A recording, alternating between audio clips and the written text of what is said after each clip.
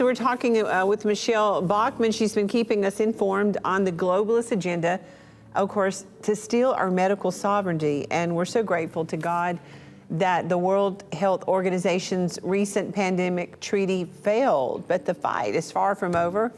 And of course, here to tell us more about what's unfolding is our dear friend, Michele Bachmann. How are you doing today? I'm so good. I'm so grateful for everything Daystar is doing around the world. You are changing this world through the prayers and the love of the believers of Jesus Christ. Well, thank you, Michele. You sent me kind of a frantic email saying, you're not going to believe what happened. Of course, in a frantic last-minute rush, modified IHR, International Health Regulations from the WHO, were illegally approved by the most recent World Health Assembly. Now, you've been talking with our audience for some time about this vote that the WHO was going to do to try to have sovereignty over America if a pandemic breaks out.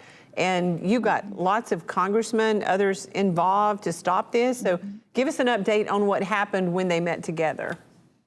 Well, really, it is tremendous. And I want to thank the Daystar family for praying and for acting, because we haven't seen much movement until about a month before the World Health Organization met in Geneva, Switzerland at the end of May. And then it was just an explosion. All I could do is attribute it to the hand of God. And what do I mean? About half of the United States senators signed a letter to Joe Biden telling him, do not advance giving power to the United Nations World Health Organization. This is unconstitutional. About half of the governors wrote a letter to President Biden and said the same thing. 22 of the state attorney generals signed a letter and said the same thing. We hadn't seen anything, Joni, and then all of a sudden there was an absolute explosion. We also held a meeting on Capitol Hill sponsored by Senator Ron Johnson. We had a representative from Speaker of the House, Mike Johnson's office, other members of Congress. They were all opposing what President Biden was trying to push at the World Health Organization.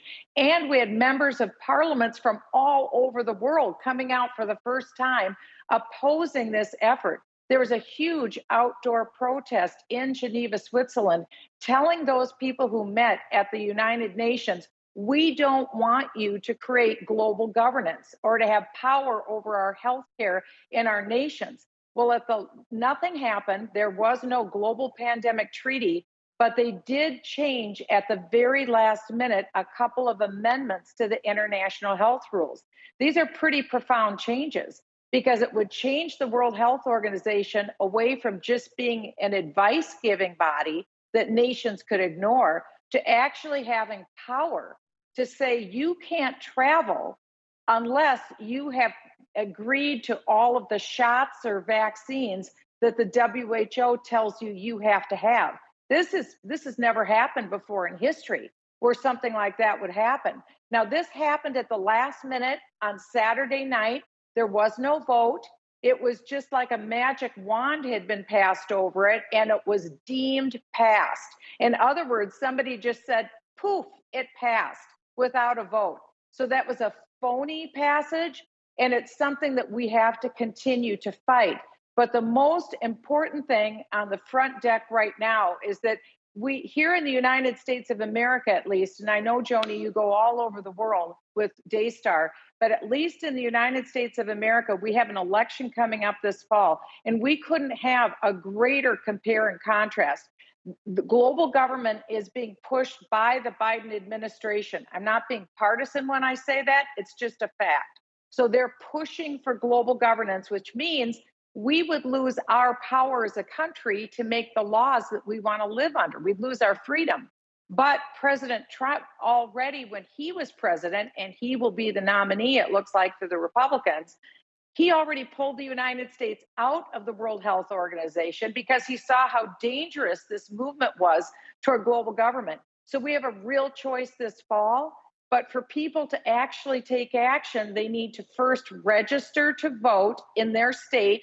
They can do it at their Secretary of State's office. They could just go online or find somebody to help you go online and register to vote at the Secretary of State's office in your state where you live. And then vote. You can vote early, you can vote on election day, but this is the election that's going to change everything. And that's why the quickest way that we can overturn what's happened already at the World Health Organization is by changing administrations this fall. Because the Biden administration, again, this year was pushing for global government in Geneva, Switzerland. So we know what hat they're wearing. They're wearing a global government hat. And President Trump has already promised if he becomes president this fall, he will pull the United States out of the World Health Organization again. So we do know exactly where the candidates stand on this issue. Thank you, Michele, so much, because your prophetic voice is so important. And yes, register to vote, take registrations to church, make sure your church members are vote, talk to your pastor about getting people registered to vote, see if you can have a place outside the door, inside the hallway. I don't care how you get it done, get people to register to vote. But also, they can start sending notices to their state representatives so their state can be protected, correctly? That's right. And Doug, thank you for bringing that up, because now is when you'll have a chance to see candidates. You'll see presidential candidates, candidates for governor, U.S. Senate, the U.S. House. You'll see candidates at every level. And take this opportunity when you get a chance to actually see a candidate. Tell them you want to know where they stand on this issue. You want them to get the United States out of the World Health Organization. That's the only way that we're going to solve this.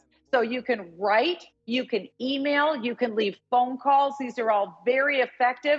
That's why through the prayers and through the actions of the Daystar audience, you literally moved mountains by the power of the Holy Spirit by taking action through prayer and taking action through working. So yes, this is the time to contact the people who represent you and tell them we want the United States out of the World Health Organization once and for all. And that's the UN.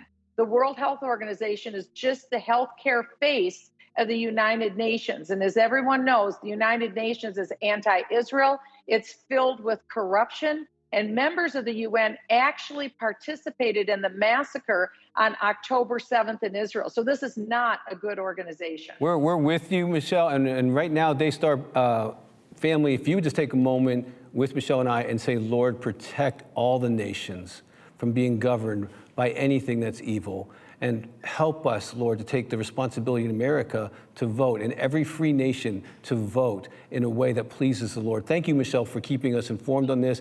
We want to encourage you to take a stand against this power grab that's happening by visiting sovereigntycoalition.org to join the weekly Zoom calls to stay up to date and to take action.